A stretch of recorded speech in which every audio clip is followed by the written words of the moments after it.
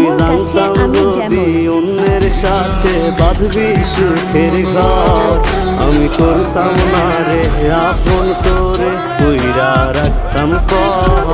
আমি জানতাম যদি অন্যের সাথে বাঁধবি সুখের ঘর, আমি করতাম না রে আপন তোরে কইরা রাখতাম পর। আমি করতাম না রে আপন তোরে কইরা রাখতাম পর।